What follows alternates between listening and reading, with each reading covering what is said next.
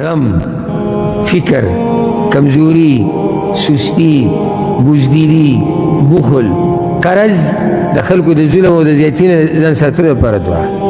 دا چې ما هغه شان وظیفې ورکولې د بعضو مولیانو په زموږ ملک کې چې دی پیسو باندې دا وظیفه به زما نه څومره ګرانه خرڅېدی چې ما داسې ویلی چې راشئ تاسو ته یې وظیفه ښیم یو نسخه چې د قرض نه به ځان څنګه خلاصوې. خو جي موږ یو تعویض به 15,000 روپۍ لیکو، په 10,000 یې لیکو، په 100,000 بیا به چلېدی. دلته ته هسې میلاویږي او یقیني نسخه. حدیث ته انس ابن مالک دی امام بخاري راوړی دی، امام ترمذي، امام نسائي راوړی دی. وی كنت اخدم رسول الله صلی الله علیه وسلم كلما نزل، ما به د رسول الله صلی الله علیه وسلم خدمت کوو هر کله چې به پړاو واچو. کله پړاو خلک کله اچي؟ سفر په دوران کې. فكنت اسمعه يكثر ان يقول، دې ته غوږ کېدی نو ما اکثر وخت به د رسول الله صلی الله علیه وسلم نه دا دعا اورېده، اکثر وخت. او دا هغه خادم دی چې څو کاله خدمت کړی؟ 10 کاله. دی وایي چې ما اکثر د رسول الله صلی الله علیه وسلم نه دا دعا اورېدلې ده. اللهم اني اعوذ بك من الهم والحزن، یا الله زه پناه نیسم په تا پورې د خفګان نه او د غم نه.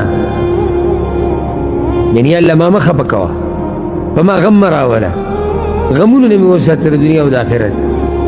والعجز والکسل، او د کمزورۍ نه او د سستۍ نه. کمزورتیا زموږ په لاس کې نه وي، نو یا الله ما وساته د کمزورتیا. کله یو سړی غواړي چې ما دا کار وکړي، د دین او د دنیا کار هر یو چې، خو بس یو کمزوري د هغې د لاسه نه شي کولی. سستي انسان کې په خپله راشي، یعنې دا کار کولی شي، کمزوری نه دی، خو سستي پکې راغلې ده. نو یا الله د دې نه مې وساته. والبخل والجبن، او د بخل نه او د بزدلۍ نه. دې کې اکثر خبرې مخکې وضاحت شوی دی، ځکه زه ډېر وضاحت نه کړم. یا الله د بخل نه مې ساته. بخل خو پېژنئ که نه؟ څه ته وایي؟ کنجوسي، چې په جیب د داسې لړم ایښودی، یو داسې ټاله دې اچولي چې لاس نه ورځي. او بل بزدلي، دا مزه نه کوي.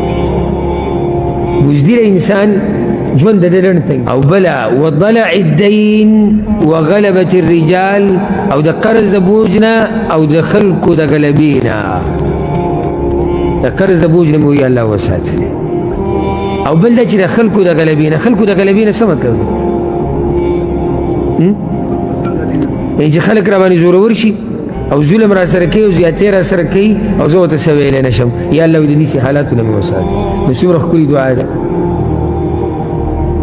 الله ستا دعا دا قبوله کړه، تا په مخه غوښته الله قبوله کړه. غم لاړ، فکر لاړ، کمزوري ختمه، سستی لاړه، بزدلي ختمه، بخل لاړ، قرض ختم، د خلکو د ظلم نه الله وساتلی. په یو دعا اللهم إني أعوذ بك من الهم والحزن والعجز والكسل والبخل والجبن